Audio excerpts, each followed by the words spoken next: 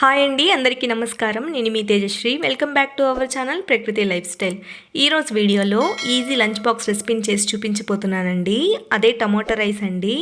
పిల్లల స్కూల్కి లంచ్ కట్టడం లేట్ అవుతున్నట్లయితే ఈ టమోటా రైస్ని 5 నిమిషాల్లో క్విక్గా ఈజీగా చేసుకోవచ్చండి. సో ఈ ప్రాసెస్ ఏంటో ఇప్పుడు చూసేద్దాం. దీనికోసం స్టవ్ పైన ఒక ప్యాన్ పెట్టుకొని ఇందులోకి 2 టేబుల్ స్పూన్ల దాకా ఆయిల్ని వేసుకోండి. ఆయిల్ హీట్ అయ్యాక ఇందులోకి 3/4 స్పూన్ దాకా ఆవాలు, 1 స్పూన్ పచ్చిశనగపప్పు, అలాగే 1/2 స్పూన్ దాకా సోంపు వేసుకొని ఒకసారి కలుపుకోండి. ఇప్పుడు సన్నగా తరిగిన 2 మీడియం సైజ్ ఆనియన్స్ని వేసుకోండి. అలాగే కొంచెం కరివేపాకు, 4 నుంచి 5 వెల్లుల్లిని ఇలా పొట్టు తీసి కచ్చాపచ్చాగా దంచుకొని వేసుకోండి. ఇలా వేసుకొని 1 నిమిషం పాటు ఫ్రై చేసుకోండి. తర్వాత సన్నగా తరిగిన 3 పచ్చిమిర్చిని వేసుకోండి. అలాగే 1/2 స్పూన్ ఉప్పు వేసుకొని ఇవన్నీ లైట్ గోల్డెన్ కలర్లోకి అయ్యేంత వరకు ఫ్రై చేసుకోండి. ఆనియన్స్ ఇలా ఫ్రై అయిన తర్వాత ఇప్పుడు సన్నగా తరిగిన 1 కప్పు వరకు టమోటాని వేసుకోండి. టమోటాలు వేసుకున్న తర్వాత 1 నిమిషం అలా ఫ్రై చేసుకోండి. ఇలా కలుపుకున్న తర్వాత ఇందులోకి 1/2 స్పూన్ వరకు పసుపు వేసుకోండి.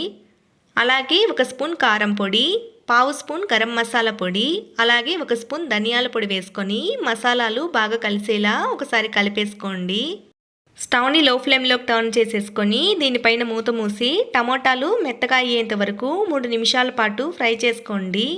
మధ్య మధ్యలో మూత తీసి కలుపుతూ మళ్ళీ మూత పెట్టి ఫ్రై అవ్వనివ్వండి.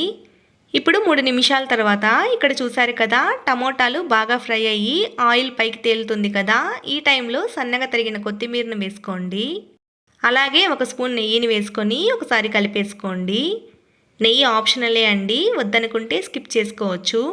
ఇవన్నీ బాగా కలుపుకున్న తర్వాత ఇప్పుడు ఉడికించుకున్న అన్నాన్ని వేసుకొని ఒకసారి బాగా కలుపుకోండి. ఇక్కడ నేను 1 కప్పు బియ్యాన్ని ఉడికించి తీసుకున్నానండి. అప్పటికప్పుడే ఉడికించిన బియ్యంతోనే కాకుండా మిగిలిపోయిన అన్నంతో కూడా ఈ టమోటా రైస్ని చేసుకోవచ్చండి. అన్నం వేసుకున్న తర్వాత మసాలా అంతా బాగా పట్టేలా కలుపుకున్న తర్వాత స్టవ్ ఆఫ్ చేసుకుంటే టేస్టీ టమోటా రైస్ రెడీ అయిపోయిందండి. చూసారు కదా ఎంత సింపుల్గా తయారు చేసేసుకున్నామో. పిల్లల స్కూల్లోకైనా అలాగే బ్యాచిలర్స్కి అప్పటికప్పుడే ఈజీ అండ్ క్విక్గా లంచ్కి ఏదైనా చేసుకోవాలనుకుంటే ఈ టమోటా రైస్ని ఒకసారి ట్రై చేసి చూడండి. కేవలం 5 నిమిషాల్లోనే లంచ్ బాక్స్కి రెడీ అయిపోతుందండి.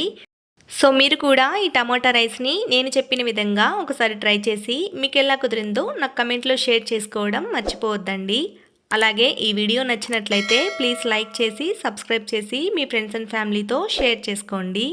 Thank you for watching. Next వీడియోలో మరొక రెసిపీతో మళ్ళీ కలుద్దాం.